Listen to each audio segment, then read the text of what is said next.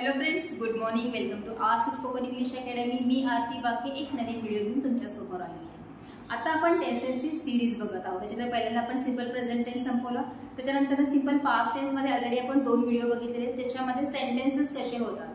पहिला जो व्हिडिओ होता त्याच्यामध्ये आपण V2 म्हणजे क्रियापदाचं दुसरं रूप वापरून होकारार्थी वाक्य तयार कसं करतो हे बघितलं होतं. दुसऱ्या व्हिडिओमध्ये जर मला निगेटिव्ह सेंटेन्स करायचा असेल तर मला एक हेल्पिंग वर्ब लागणार आहे. मग तो हुडकायचा कसा, म्हणजेच V2 म्हणजे काय तर did प्लस V1 हे आपण बघितलं होतं. आता ते जर सेंटेन्स मला निगेटिव्ह करायचं असेल, क्वेश्चन करायचं असेल तर ते कसे होतात ते आपण आजच्या व्हिडिओमध्ये बघणार आहे.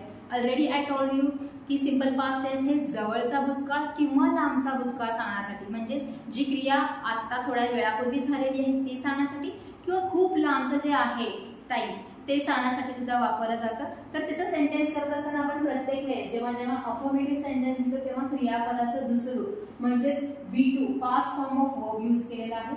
पण ते जर आपल्याला निगेटिव्ह सेंटेन्स करायचं असेल तर मात्र आपल्याला हेल्पिंग वर्ब लागणार आहे. म्हणजेच V2 is equal to did plus main verb असं घेतला होता आपण.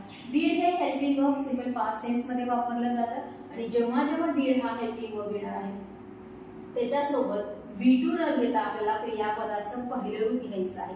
V2 is equal to did plus MV म्हणजेच केलो, गेलो, आलो, बसलो, उठलो अशा प्रकारचे सेंटेन्सेस करत असताना ह्यांचा वापर होतो. आता ते जर मला बंच वाईज सेंटेन्स करायचे असेल, बंच वाईज म्हणजे ज्याच्यामध्ये अफर्मेटिव्ह आहे, निगेटिव्ह आहे आणि क्वेश्चन जर असेल तर ते सेंटेन्सेस कसे होतात ते आपण बघूया. I already have written some sentences here. I played cricket on Sunday. मी रविवारी क्रिकेट खेळले. प्लेड हे आपण काय केलेलं आहे, क्रियापदाचं दुसरं रूप वापरलेलं आहे अफर्मेटिव्ह सेंटेन्स मध्ये.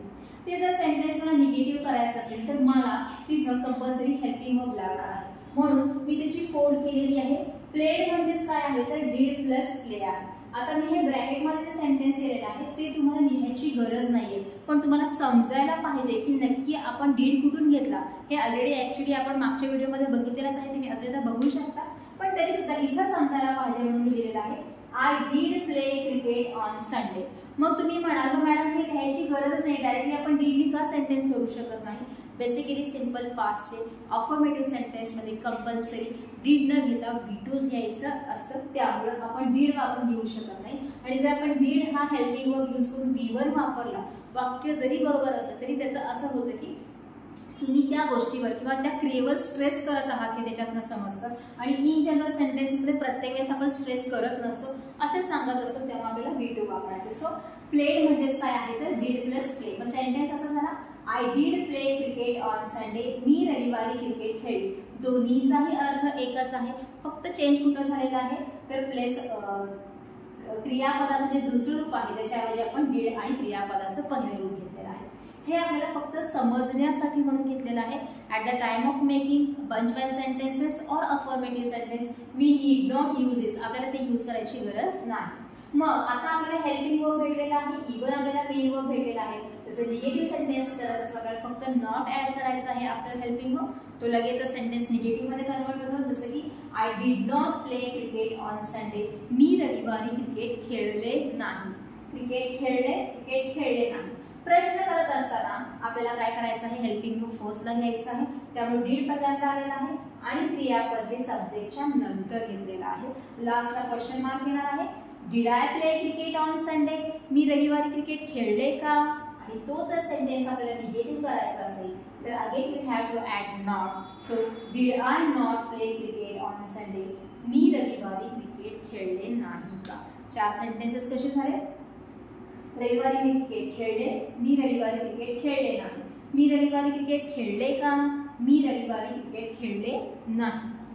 नेक्स्ट बघूया. The train departed on time yesterday. काल वेळेवर ट्रेन निघाली. डिपार्ट हे क्रियापद आहे, त्याचा सेकंड फॉर्म डिपार्टेड झाला. त्याचं जेव्हा आपल्याला निगेटिव्ह सेंटेन्स करायचं झालं तेव्हा डायरेक्टली आपण सेकंड सेंटेन्स निगेटिव्ह यूज केलेला आहे. अशा प्रकारे केलेला नाही. आता तुम्हाला कळालं असेल कशा प्रकारे आपल्याला चेंजेस केलेले आहेत. So the train did not depart on time yesterday. काल वेळेवर ट्रेन निघाली नाही. Did the train depart on time yesterday. काल वेळेवर ट्रेन निघाली का. आणि did the train not depart on time yesterday. काल वेळेवर ट्रेन निघाली नाही का. डिपार्ट टेट हा D2 घेतलेला आहे फर्स्ट मध्ये, सेकंड मध्ये, थर्ड मध्ये, फोर्थ सेंटेन्स मध्ये आपण डीड सोबत घेतल्यानंतर V1 घेतलेला आहे. आता प्रत्येक वेळेस डीड आणि नॉटच घ्यायला पाहिजे असं का नाही. We can take the short forms, जसे की maid swept the rooms before 11 AM. Maid म्हणजे मोलकरीण, मोलकरीणीने 11च्या अगोदर खोल्या झाडल्या. आता स्वीपचं दुसरं रूप आहे स्वेप्ट. इथं डिड नॉटच्या ऐवजी मी घेतलेला आहे didn't. We can take the short forms. निगेटिव्हचे आपण काय करू शकतो, शॉर्ट फॉर्म घेऊ शकतो हेल्पिंग वर्ब सोबत. So maid did not sweep the rooms before 11 AM. 11च्या अगोदर मोलकरीणीने खोल्या झाडल्या नाहीत. Did not in the sense didn't घेतलेला आहे. अगेन इथं स्वेप्ट घेतलेला आहे, इथं मात्र आपण स्वीप घेतलेला आहे. डीड सोबत मेन वर्ब यायला पाहिजे. क्वेश्चन केलेला आहे, did the maid sweep the rooms before 11.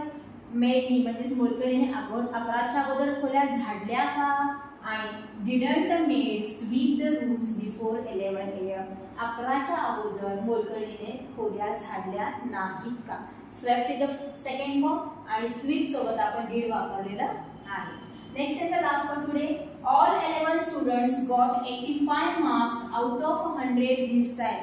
यावेळेस 11वीच्या सगळ्या विद्यार्थ्यांना 100 पैकी 85 मार्क मिळाले किंवा विद्यार्थ्यांनी मिळवले. दोन्हीही चालतात, मिळाले किंवा मिळवले. निगेटिव्ह सेंटेन्स करत असताना आपण फर्स्ट फॉर्म घेतलेला आहे डिड सोबत, that is all 11 students did not gate. आपण गॉट न घेता गेट घेतलेला आहे. Did not gate 85 marks out of 100 this time. ह्या वेळेला सगळ्या 11वीच्या विद्यार्थ्यांनी 100 पैकी 85 मार्क मिळवले नाही. Did all 11 students get 85 marks out of 100 this time? ह्या वेळेस सगळ्या 11वीच्या मुलांनी 100 पैकी 85 मार्क मिळवले का? आणि did all 11 students not get 85 marks out of 100 this time? ह्या वेळेस सगळ्या 11वीच्या विद्यार्थ्यांनी 100 पैकी 85 मार्क मिळवले नाहीत का? ह्याच्यामध्ये काय सांगायचं होतं की अफर्मेटिव्ह सेंटेन्स करत असताना आपण V2 घेत असतो. तेच आपल्याला निगेटिव्ह क्वेश्चन पाहिजे असेल तर हेल्पिंग वर्ब डिड लागणार आहे आणि त्याच्यासोबत आपल्याला क्रियापदाचं पहिलं रूप लागणार आहे. हे जे पंचवाइज सेंटेन्सेस केलेले आहेत अशा प्रकारे सेंटेन्सेस तुम्हाला प्रॅक्टिस करायचे आहे. पहिल्या आणि दुसऱ्या व्हिडिओमध्ये भरपूर सारे सेंटेन्सेस आणि क्रियापद दाखवलेले आहेत. त्यांचंच तुम्ही काय करू शकता, प्रॅक्टिस करू शकता. अदरवाइज डे बाय डे जे काही तुम्ही सेंटेन्सेस दिवसें तुमच्या पॅरेंट्स सोबत, तुमच्या फ्रेंड्स सोबत बोलत असता युजिंग सिंपल पास्ट टेन्स ते इंग्लिशमध्ये करा. त्यांचे निगेटिव्ह कसे होऊ शकतात, त्यांचे क्वेश्चन्स कसे होऊ शकतात ह्याची प्रॅक्टिस तुम्ही करू शकता. So this is for today. Thank you.